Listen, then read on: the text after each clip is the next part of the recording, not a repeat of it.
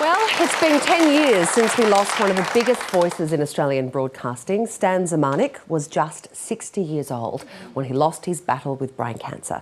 Today, we remember the man behind the mic. Fiery, divisive, outrageous. That's the Stan Zemanek most of us knew and loved on Beauty and the Beast. Did you do that to me? But the radio broadcaster and TV star was far from the beast we thought he was, as his wife, Marcella, can attest. He was quite shy. He was, and he was a gentle soul and had a very good heart. 10 years ago, Stan tragically passed away from brain cancer, a disease which he only battled for a little over a year. I knew last night that he was going to go, and I said to the girls, he'll probably slip out about 3 o'clock. And at 2:45, I was lying next to him and he let out his last breath, and I knew he'd gone. He's remembered as one of the most successful radio stars the country has ever seen. He leaves a wonderful legacy, and no one ever dies until the memories fade away. And the memories of Stan will last for a long time. He'll be remembered for what he was, outrageous. As well as rubbing people up the wrong way. You're a professional bludgeon, you're a low life, and you're a spiv, you're a thief, you're a liar, and you're a cheat. When diagnosed with cancer, Stan was given only weeks to live, but he powered on with his radio show for another 6 months, then retiring to spend time with his loving family. Anybody who's got an illness, if you can do it and do jobs like mine, and you can get out there and keep your mind occupied and off the terrible things, and then also have some great support staff like your wife and people like that, then you're going to go a long way to survive. Now we have some of the women who were a huge part of his life joining us this morning. His wife, of course, Marcella, as well as his co-stars and long-time friends, Carlotta, Joe Casamento and Ida.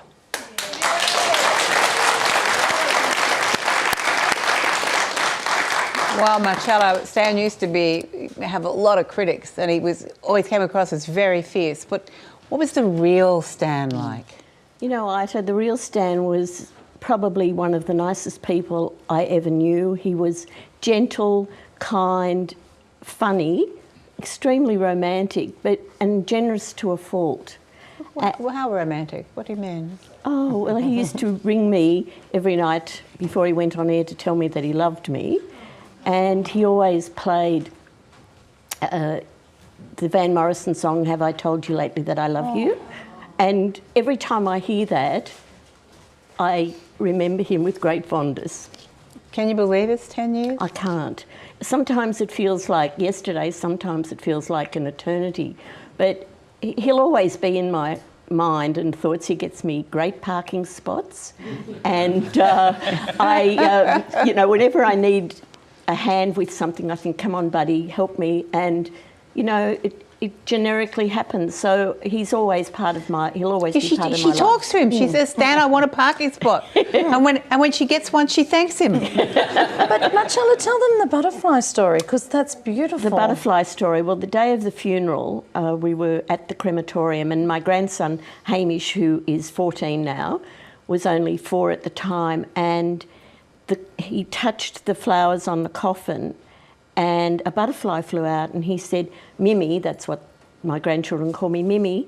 He got out of that box and he's a butterfly now. And I thought, oh, how lovely is that? I'm not sure whether Stan would really like to be a butterfly because it's a little bit gentle for him, but it was a lovely, lovely thought. And whenever we see a butterfly, we always go, hi, buddy, how are you? You know. Well, Carlotta, what was your relationship like with Stan? Was he a butterfly?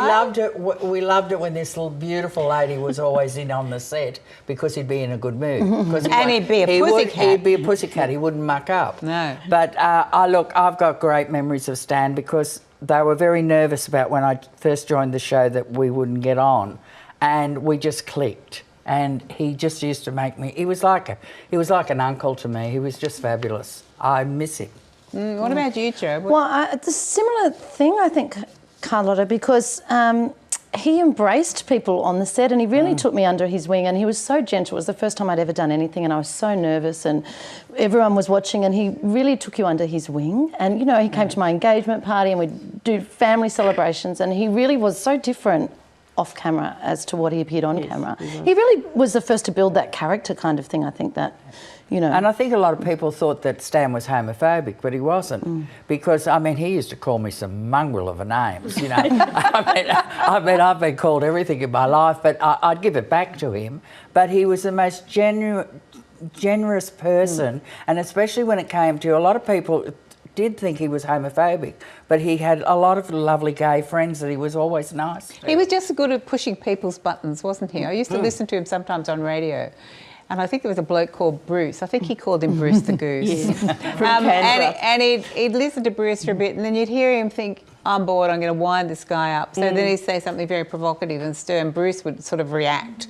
And but you were telling me once how kind he was to people, the generosity that he never spoke about. That's right. Well, when he died, I had all these letters from people saying how he had paid their electricity bill. He paid Bruce the Goose's phone bill, and I was at a Dream Lover, the opening night of Dream Lover, and this gentleman came up to me and he said, "Can I tell you something?"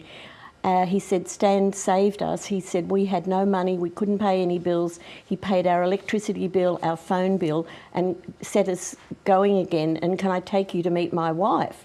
And she put her arms around me and they both started crying, and I thought, wow. And I mean, I never knew any of this because he did it under the radar, not because he wanted any accolades, but because he thought he could help people. Do you think the show would still be going, Beauty and Beast will still be going if Stan hadn't died? I'm sure it would. And I'm sure you girls would still be on it. It was a bit like number 96, you know. I mean, Sydney used to stop, especially Sydney. It stopped to watch Beauty and the Beast. I mean, there were kids at school watching kids staying home from school. Because I'd go and do my shows in the clubs, you know, and they'd come up to me and they'd say, "Oh, we saw, wasn't Stan, you know, with Jan Murray or, you know, telling her off and that the other day?" And I'd think, how old are you, you know? I ran into some people came up to me when we were doing our shows in Queensland the other day, and they came up and said, "I used to watch you and Stan on Beauty and the Beast," and they loved it. Now, since Stan died, Marcella, you've been doing a lot of work for the Cure Brain Cancer Foundation. Yes. Are you running in the City to Serve? I'm not running, I'm walking. And I set a goal of $800, and Ben Fordham heard about this and said, "You are crazy. 800's not high enough." I'm now up to 22,000. Isn't that fantastic? And I've just been overwhelmed.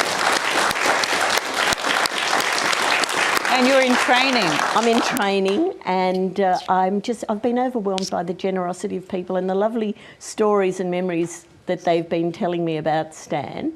And Cure Brain Cancer Foundation, I'm an ambassador for the foundation, and we, 10 years ago I knew nothing about brain cancer, and in that 10 years I have seen such wonderful things happen within the foundation. We are research only, but we are hopefully making inroads into trying to find a cure, and our goal is to increase it to 50% by 2023. So I'm a very proud ambassador for Cure Brain Cancer Foundation. Well, I'm sure Stan will be proud of you too. I hope so. Yeah. Thank you for coming along today. Thank you for having me. Carlotta, Joe, thank you. Memories of Stan.